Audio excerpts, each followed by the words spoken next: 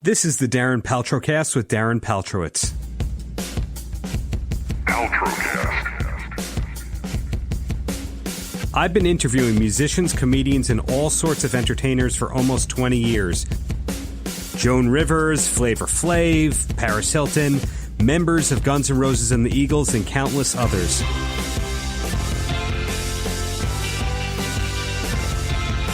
This show is about artists and why they do what they do. Paltrocast. Thanks for downloading the Paltrocast with Darren Paltrowitz. On this episode of the Paltrocast, I spoke with three entertainers who are all decades into successful careers as multifaceted performers. Dennis Lxyzen from the band Refused, Michael Monroe, and Jericho. First up is my chat with Dennis Lxyzen. Dennis has been the frontman of a lot of different bands and studio projects, very notably Refused, The International Noise Conspiracy, Fake Names, and Invasion. He's put out 3 albums within the last year alone.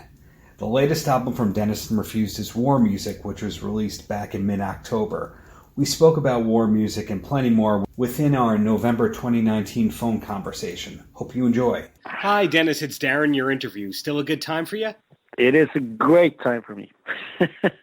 Well, I appreciate your time. You just put out a new album with Refused. How long was that in the works for?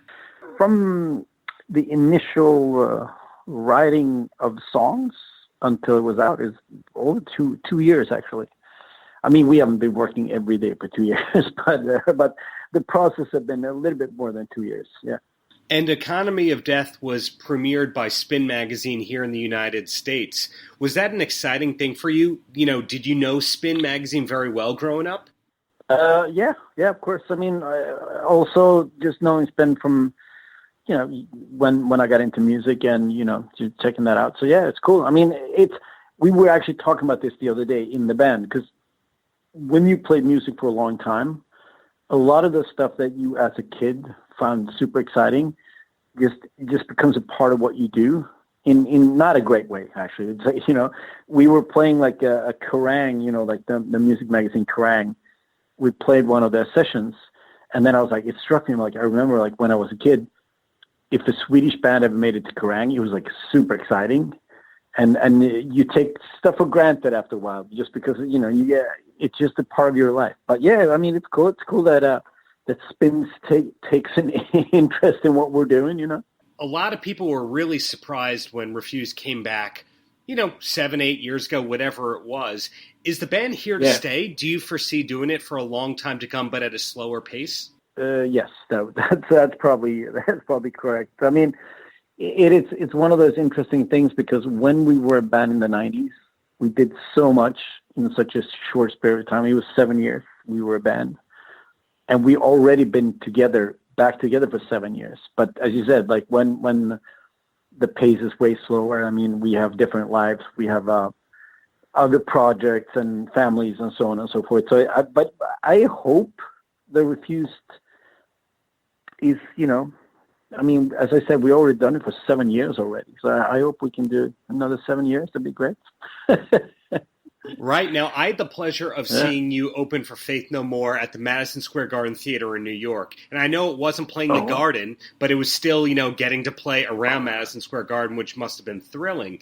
And it's interesting to me that a band that sounds like Refused gets to play these huge venues just being yourselves. So what I want to know is, when you started to realize we don't have to do anything commercial, we can just be ourselves and, you know, make a living and be respected. Well, it's interesting because the art of the band is so different from most bands. We were a underground punk and hardcore band for all of the 90s, touring, playing squats in youth centers. And I mean, if we had 300 people at a show, we're like, oh, that's a big show tonight, you know? And then we broke up. I mean, that's what it was. Like, we put out Shape of Punk to Come. We broke up. That record, and especially like a song like New Noise, just took off. And it became its own entity. And just kind of like, you know, when bands talk about their success story, we had that success story, but no one in the band was on board for it, which is insanely interesting. So when we got back together in 2012, the band that played their last show in 1998 at a basement in Harrisonburg, Virginia, was now one of the headliners at Coachella. And that journey happened without us being there. So, I mean, when we got back together, we knew that, I mean, we struck a chord somehow, and we made a record that resonated with a lot of people.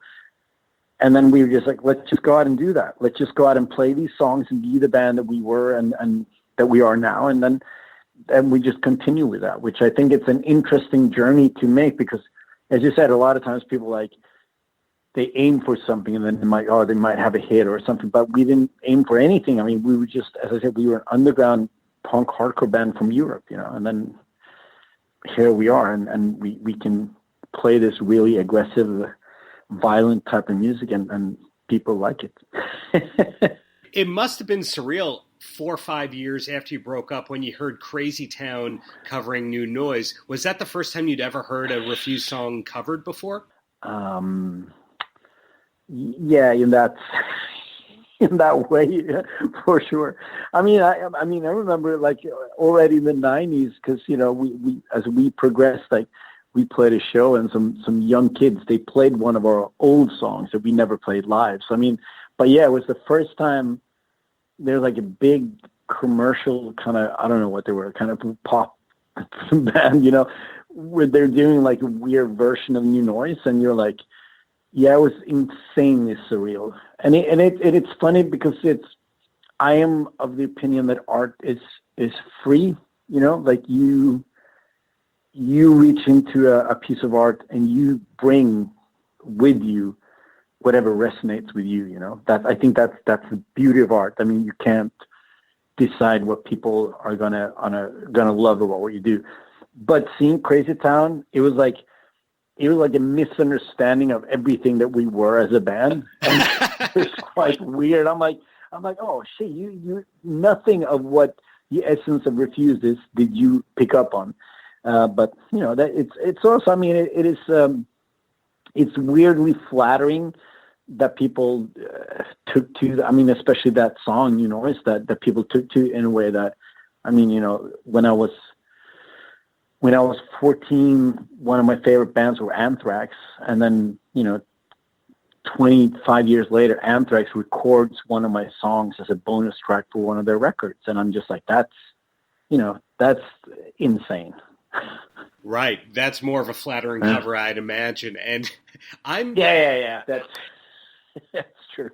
I'm probably in the minority of being fans of the Refused who first knew about you through International Noise Conspiracy, who had a lot of international success, in the States and Europe, kind of everywhere.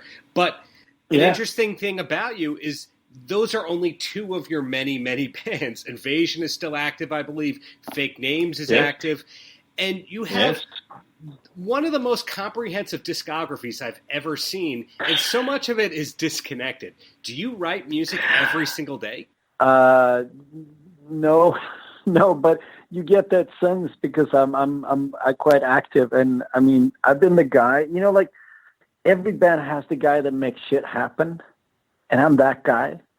For a long time, I wasn't the best singer, I wasn't even the best songwriter or anything, but I was the guy that made shit happen, and I've always been that guy. So whenever I'm in a band, we make stuff happen, So, and the cool thing is with a lot of these bands, like Refused and like Invasion, we all write songs, we all write music. And I mean, for Refused, Chris and David writes, most of the songs, and the same thing with Invasion. So, I mean, I'm lucky enough to be surrounded by people that makes my life very easy.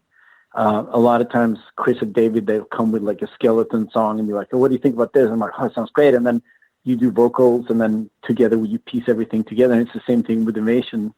Our drummer comes with a skeleton demo, and I'm like, oh, that's great. Let's switch it around, and I'll do vocals. So, but I mean, I think about music every day, and I'm thinking about new musical projects the whole time. But sometimes you have to, you have to pump the brakes a little bit and be like, okay, I get three active projects right now. That's good and well for now. Are you also the guy, because you said you're the person who makes everything happen, are you the person that's also calling management and calling the record company so that you're not only the creative force, but you're the business force too?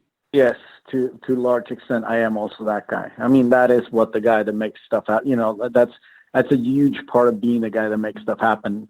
Like, you know, making sure the record comes out and, you know, being that type of guy. So yes, I do a lot of that type of work. That's not very, it's not very sexy, but it needs to happen, you know? Well, in turn, the edge of that is that sometimes that's the guy that the record label kind of doesn't like because he's questioning things.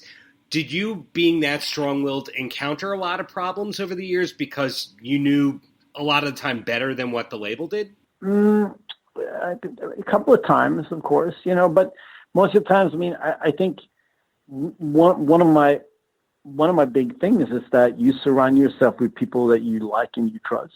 I mean, we actually have a new management now with Refused since a year back, but before that, I had the same manager for 20 years. And I mean, he could read my mind. He knew exactly when there was going to be trouble and when things are going to run smoothly. But I mean, if you have a strong vision of what you are and what you represent and the music you want to create, yeah, of course it's going to clash. Because at the end of the day, no matter how good record companies are, and I've been on some really great record companies, I've been on some really bad record companies, their idea of why you create music is usually very different to your idea of why you create music. And sometimes that does clash, yeah. So given that you're doing all this and it's looking like you're doing that for the near future, is there anything outside of music that you one day see yourself doing? Like, for example, you're a very personal guy, you're a very funny guy. Do you see yourself as being like a talk show host or a podcaster at any point? Possibly. But I mean, it is one of those things where, as you said, like right now, this is so much a part of everything that I do. I mean, I have a 3-actor. I mean, the crazy thing is last year, this year actually, for the last year and a half, I've recorded 3 full-length albums, that's a lot. I mean, so there's a lot of ideas of stuff that I want to do that I kind of have to put on hold because there is a Fake Names record coming out next year. There's an Invasion record coming out next year. There's a Refused record come out a month ago. So, I mean, you have to sort of focus on that. And then I do have a lot of other ideas of stuff that I want to do. But one thing that I am doing, and this is not related to the culture and the arts, is that I'm a licensed football coach. And I coach a 4th division team in my hometown. Wow. At what age level? Yeah. Regular adults there? Yeah, senior team. I was in the team I played in the team for 8 years, and I blew out my knee a year ago.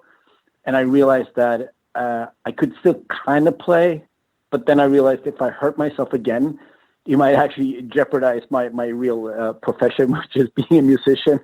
So I had to step down from playing football, which was really sad.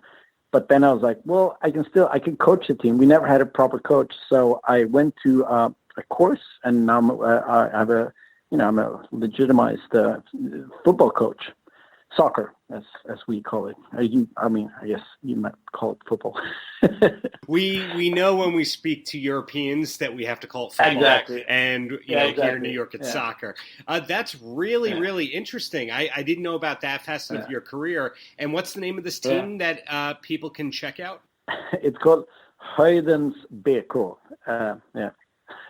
Okay, I'm going to look into that. Yeah, so this season, I mean, the season ended a couple of months ago. This season, I've been coaching the team. I've been helping out coaching, and we were in the 5th division, but we were undefeated. And next year, we're going to play in the 4th division. So yeah, it's quite interesting. Right. Wow. You gave me so much to work with here, so I'm going to ask that closer. And the closing question is, Dennis, any last words for the kids? Well, I don't know. And the kids, I think the kids are right. They know what they're going to do with their lives. But don't be too fucking hard on yourself, because that's always a problem. Yeah. Next up is my interview with Michael Monroe.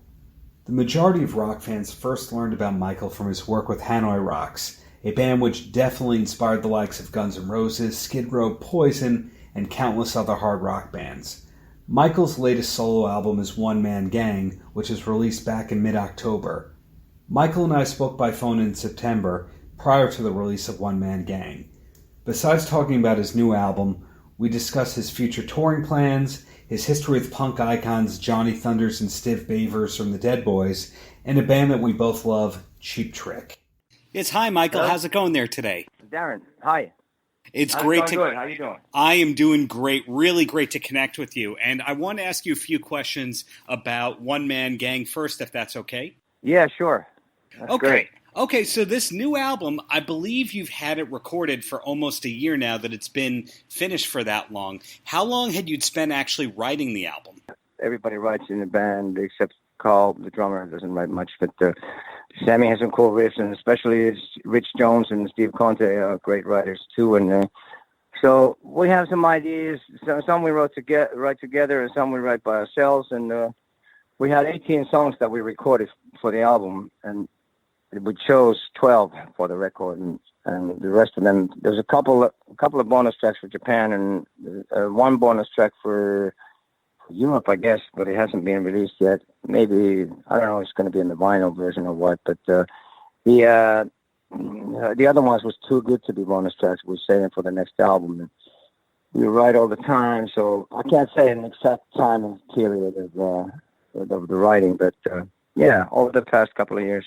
Yeah. Well, obviously, Last Train to Tokyo is a hell of a standout track from the album. It's very catchy, and it has a very fun music video. And it's very intriguing to me that you made the album, and then you toured Japan and made the video. Did you know all along when you were touring Japan that you were going to be making a video during it, or was it just kind of an impromptu thing?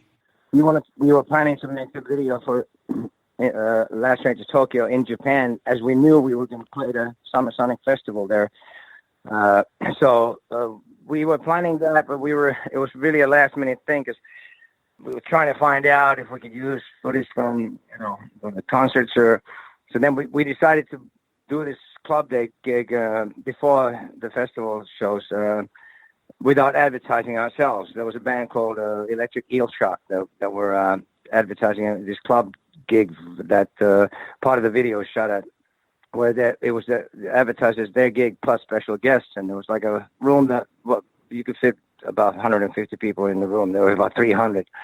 It was just word of mouth that we got the people in there, and that's where we played the song a couple of times, and then we played a live set for the audience there, and we just decided to film as much as possible. Well, we hired one guy to film with professional cameras and stuff to film that club gig, and us when we finished that gig at midnight, we went to Shinjuku area where they have the neon lights and stuff, and we started to stop on the streets where I'm singing the song. I'm with the guys when we're singing to the song, and then we filmed like the stuff where I'm sitting on a train.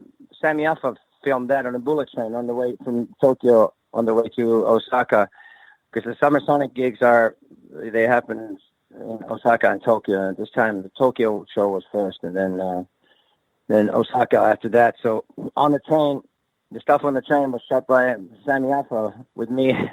I had a speaker in my pocket, and I was miming to the song quietly, because you've got to be quiet on a bullet train. People are got to be really quiet. Considered for on the train in Japan there especially. So it was funny because I was just kind of almost whispering the words, but singing the song anyway. So we decided to film as much stuff as we could, and then we had this guy, Tony Pitcon, and it was a Finnish editor. And he edited and put it together. We put it together really quickly.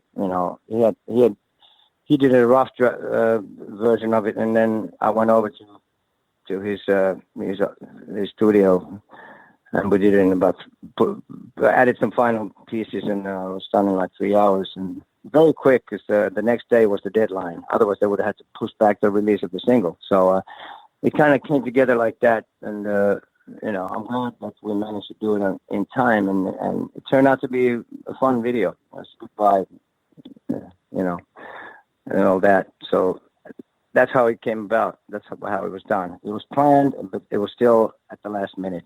But we got it done, so I'm happy about that. Yeah, I suppose all that matters is that you got it done and it looks great. And your history with Japan, not only goes back to Hanoi Rocks, but you also did that album for Demolition 23 specifically for the Japanese market. Is that your favorite place to tour, or is that tough to say where your favorite place to tour is? That's absolutely one of my favorite places to tour. Actually, maybe my favorite of all countries. Even though not to say anything less about other countries, but that's just a special place. The Demolition 23 album was actually not only for Japan. It was for the world, but it was happened in Japan. It had maybe more attention than anywhere else. It was also released in Europe, but we never got to tour on it. The band broke up before we got to tour on it properly, but it was meant to be for the world. I don't think it ever came out in the States, though, officially. But in any case, Japan and I have always had a really good relationship, really warm, and I always loved their culture, and they always loved me as a personality, as a colorful kind of cartoon character almost. Sammy Alpha once said he thinks that the Japanese think of me as like a kabuki doll because of my colorfulness, and I love the kimonos and all their culture, and so somehow we've had always had a special relationship with Japan, and I do love the people there. The way they're brought up, they're really polite, considerate, and they're for real, and they love rock and roll. They're really, really passionate about rock and roll, and the gigs are outstanding. The audiences are amazing there when we play gigs, and they do appreciate authentic rock and roll, and they still have physical products like CDs. They still sell CDs. There's one of the last countries in the world that sells CDs. So it was a tribute to them, and tribute to Japan and Tokyo, and also for tribute to good rock and roll, good authentic rock and roll. And since times are changing so much, and things like CDs almost don't even exist in other countries, and people just downloading stuff or using Spotify or something like that. And looking at this far into your career, given that you've had so many hits and you have so many staples and songs that have been covered by other artists, a lot of artists who are on your level like to do anniversary kind of tours where, hey, we're going to play this whole album in full. Do you have any plans to do anything like that in the future? That would be cool. No concrete plans, but we've talked about it. We talked about doing maybe the last 4 albums, including the new one. If we had, from Century Overdrive to Halos and Blackout States, and we've been talking about that it's possible in the future, but not as of yet. But it's being discussed amongst the band. Maybe, you never know. Maybe one day. And then I would have loved to have seen Cheap Trick do that when they did it. I thought that they did in London, didn't they? Do all their records in London once. They did that, then they did a Sgt. Pepper's residency in Las Vegas. I didn't realize that you were such a big Cheap Trick fan. I'm a huge Cheap Trick fan. In fact, I played the blues harp with them on Run Rudolph Run last December in London on Wembley Arena when they were opening up for Def Leppard. I got up to jam with them. It was a great feather in my cap. I love Cheap Trick. They're one of my absolute favorite bands for sure. And that's why I would have loved to have seen them play all their albums. But yeah, I love Cheap Trick. Big influence on me and for Hanoi Rocks as well. All of us love.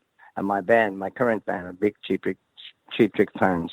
And is it true that you were friends with Johnny Thunders? Because I know you have the tie to Sammy, him being in your bands over the years. But was he a friend of yours?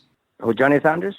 He was a dear friend of mine. Actually, I played on his solo album, Que Sera Sera, and I was a big fan before I even knew him. But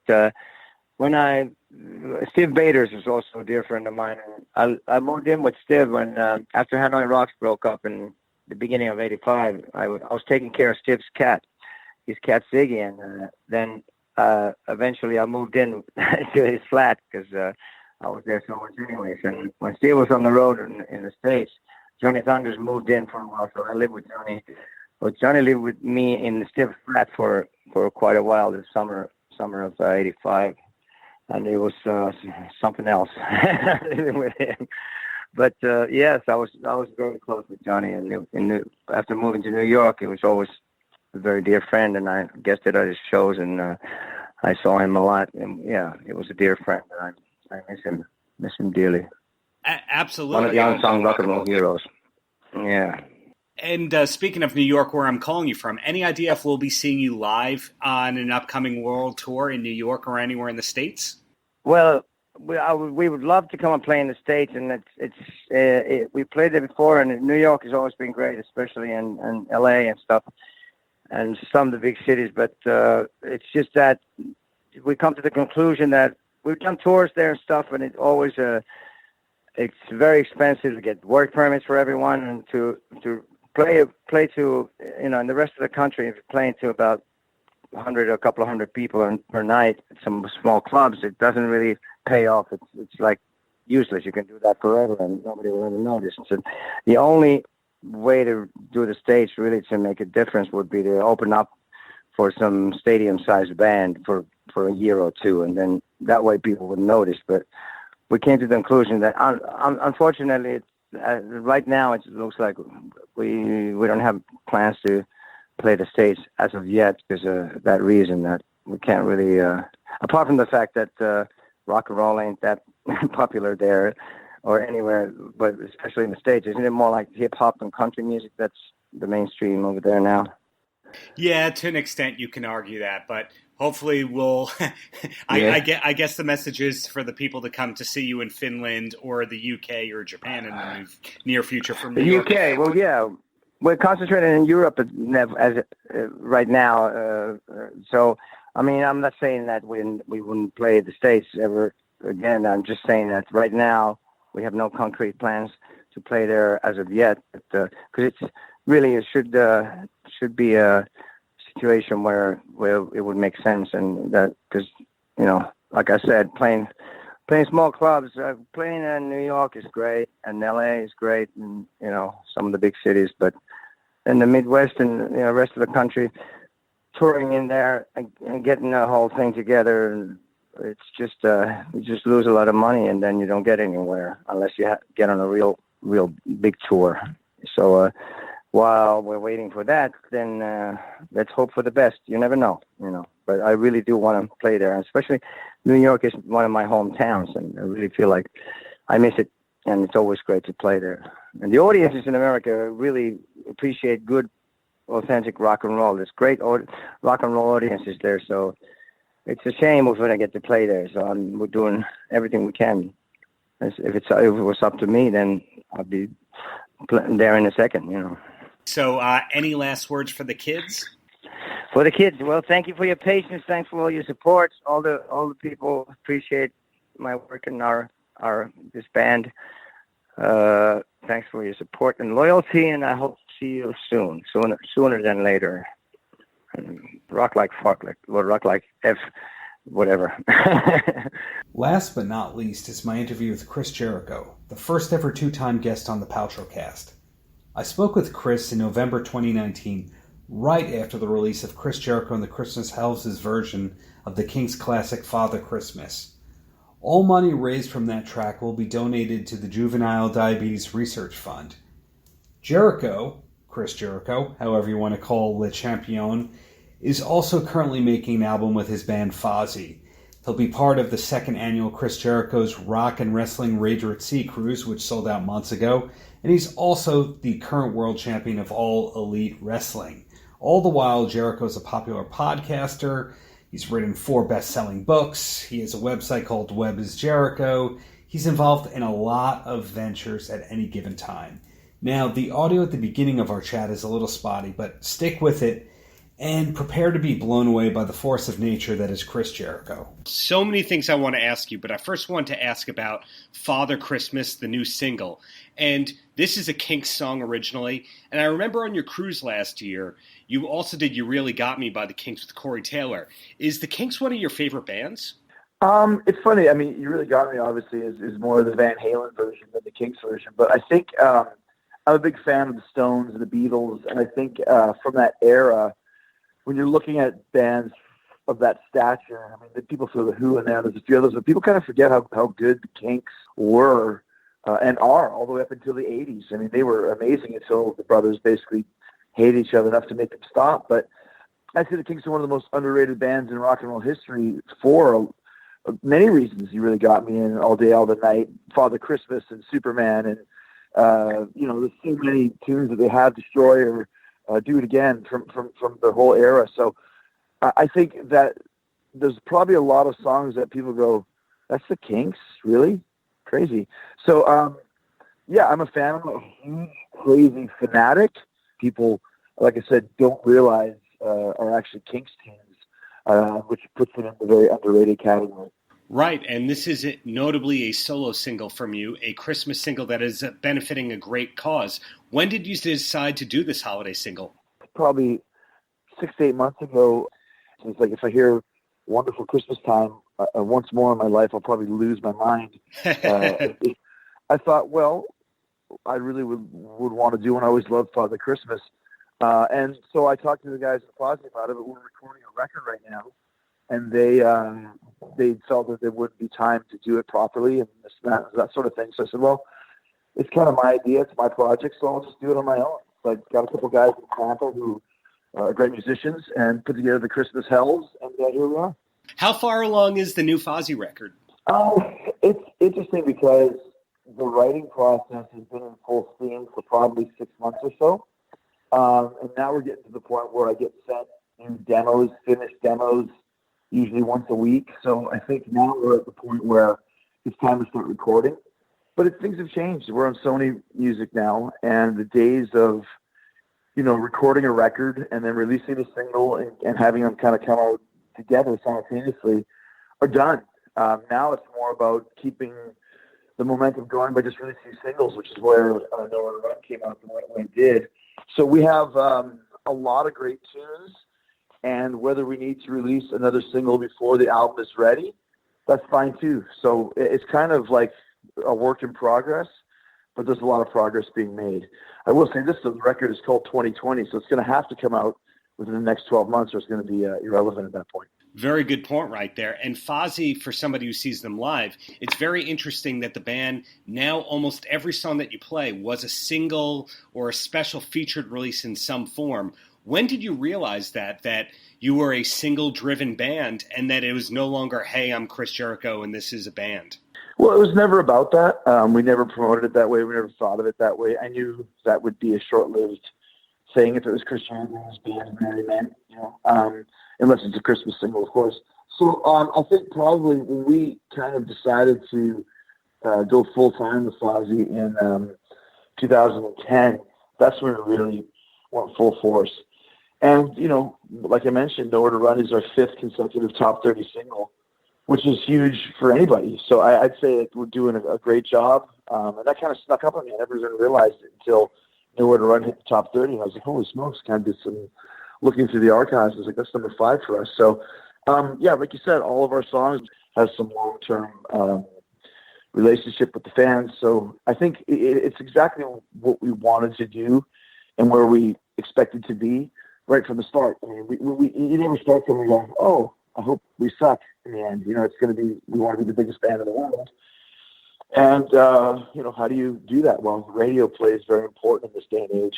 And that's something that we discovered over the last few years as well. These people say rock radio is dead. It's not dead. It's very vibrant. It's very important. So when you have a presence out there, it makes your band a much bigger entity for sure. And a couple of months ago, you absolutely crossed something off your bucket list by opening up for Iron Maiden. Was the experience everything that you'd hoped it'd be and more? To get the opportunity to open for Iron Maiden in a stadium like that, I mean, it's still so surreal that we were even offered that opportunity. But it was a great, great experience. I mean, it's an Iron Maiden crowd. It's LA, so you never know what you're going to get. And standing on stage in a stadium, you can't really hear anything. Watching it back afterwards, the crowd was going crazy for it. So I think we did a great job in doing what we were supposed to do, which is warm up 25,000 people to see Iron Maiden. And when it was done, I was like, wow, can we do that again? Can we get more of these? So I'm still not sure why we got it. Hopefully they liked it enough to offer it to us again. And if they don't, it's still one of those things. You can always see the name Fozzy on the poster with Iron Maiden. And it was a good 10-month build-up. I think they asked us in November of last year, and the gig was September of this year. So it was a great kind of 10 months of anticipation waiting for this huge gig that turned out to be everything we wanted it to be. Well, that ties with something that I've always been intrigued about with you, and that's your ability to keep secrets and not let things out way before they're going to happen. How are you able to do that? Do you have really close people you confide in, or do you just write everything down? I don't know. I mean, there's certain things that I think in this day and age with the instant gratification of social media, that people just expect to know everything the moment that it happens or the moment that the idea germinates. And I don't find that that's a good way for fans to think. I think I like it when people do things, explain things, release things, reveal things in the order that they're supposed to be seen. It's like people that spoil a movie. I don't want to know the end of the movie before I see it. I want it to unfold the way that the director and the writers and the actors want it to unfold, so that it makes sense and I can really enjoy it. So I don't like to reveal a lot of stuff, even things that probably isn't a big deal for people to know. I still try and keep things as close to the vest as I can, because I think it's just better for fans that way, to kind of have a little bit of anticipation, a little bit of suspense in what and when things are going on with their favorite bands, their favorite performers, actors, wrestlers, whatever it may be. As we speak right now, we're about a month and a half away from the second Rock and Wrestling Rager, and not a lot has been announced in terms of the onboard entertainment. We know who is going to be on it, but we don't know the structure. Is that going to be something that's a surprise for people when they get on board, or do you plan on announcing all that like a week or so out? No, I mean, we have it all kind of planned out right now. So, it's a sold out cruise. So it has been for the last 4 months. And I think that's one of the reasons why we talked about putting activities together and getting the release, because it's sold out. It's not going to make a difference in ticket sales or cabin sales because we've already got that. So, but when you're looking at, the fact we just announced that AEW is doing a TV taping from the cruise, and we've announced the talk is Jericho's with Flair and with the Guerrero family and with the NWO and with Jake the Snake, so you're going to get that. We've announced the bands, that's going to happen. And we're kind of going through, the different activities. But basically the lion's share of what you're going to see is pretty much out there. It's not the exact schedule yet, but we're working on that. But everything that you see on ChrisJerichoCruise.com, you're going to be experiencing. So as far as the actual, the real detailed things, we're coming to the point where we're about to announce those, because we've been working on all of them. But suffice it to say, it's going to be just as much fun as last year, if not more so. You happily explained that being on the KISS cruise is part of the inspiration for how your cruise came about. And I noticed that Corey Taylor and Slipknot recently announced their own cruise. Do you feel proud that you kind of inspired that one? I think so. I mean, I had heard that Corey wasn't a big fan of cruises, but last year we had the Cherry Bombs on that had his girlfriend, now his wife, Alicia Dove, on it.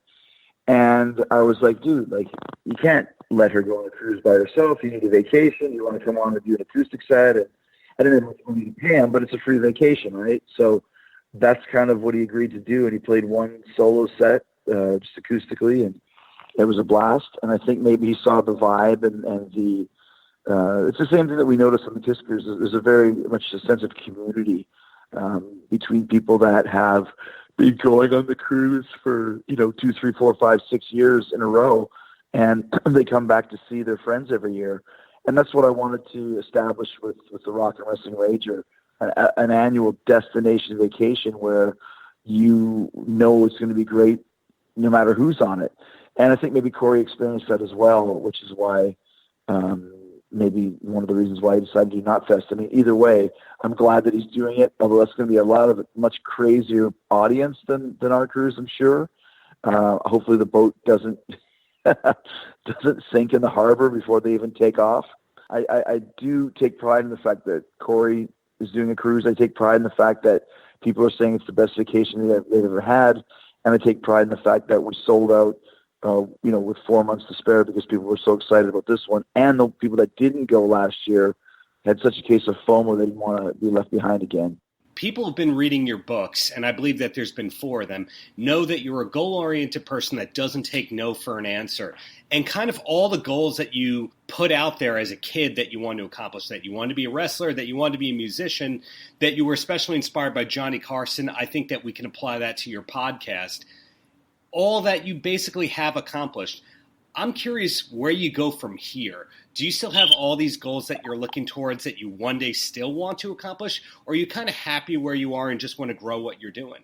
I mean, it's one of those things when I was a kid, all the time, I wanted to be in a rock band and I wanted to be a wrestler. Those are my two goals. And once those two things came true, then suddenly I'm dangerous because anything that I want to try, I'll try it. There's a pretty good chance it'll be successful. So what are my other goals? I don't really know, but I do know that I'm excited to continue to build the brands that I've started, and things that come across my proverbial desk that are interesting, I'll have no problems trying those as well. So I think at this point in time, people that are fans and friends of Chris Jericho know that anything I do, it comes from the right place. It's never a money grab. It's never something that I'm doing because I'm forced to do it. I do the things that interest me. I do the things that creatively stimulate me, and I do the things that I feel that my fan base will enjoy. Because I think a lot of them live vicariously through what Chris Jericho does. So it's my job. I know I do with some of my favorite bands and performers. So I think it's my job to continue to do interesting things that people will enjoy and be excited and proud to be a part of. And one of those latest projects is Web is Jericho. Is that going as you hoped it would? Yeah, I mean, that's kind of one of those ones that a friend of mine who was doing the Jericho website, the Fozzy website, had the idea. So I kind of signed off on it, and I monitor it, but it's not anything that I really have a lot of say in, but I do have kind of the overall control of it. So, and that's the thing too, work with people that you trust and work with people that are good at what they do and that aren't going to blemish the record of who and what Chris Jericho stands for. So I like the concept of it. It's kind of an ancillary project for me. And so far, so good. We'll see where it takes me in the future. So Chris Jericho is a delegator. That's what I'm hearing. In certain ways. I mean, that's one thing I've learned over the years. You can't be in charge of everything. And if you're talking about Web of Jericho, in my list of things to do and worry about, it's number 90 in the list of 100. So sure. I don't have a lot of time to spend on it, but I still like the concept of it. I like the idea of it. So in that case, yes, a delegator. If you're talking about Fozzy or a new business or talking Jericho business, not as much of a delegator on those because those are the kind of the ships that I'm steering by myself. Right. So in closing, Chris, any last words for the kids? If you want to do something, it's like I wrote in my book. I wrote in no is a 4-letter word. Don't let people tell you that you can't do something. If you want to do it, go make it happen because people that tell you they can't do it are ones that have probably failed at their own pursuits. So don't listen to negativity. Just follow your heart. And if you really think you can do something, if you're good at it, then go for it. Don't take no for an answer when it comes to your career goals and your life's goals. Thanks for listening to the Paltrocast with Darren Paltrowitz on the Pure Grain Audio Network. More information on the Paltrocast can be found online at www.puregrainaudio.com. Until next time, have a great Shabbos.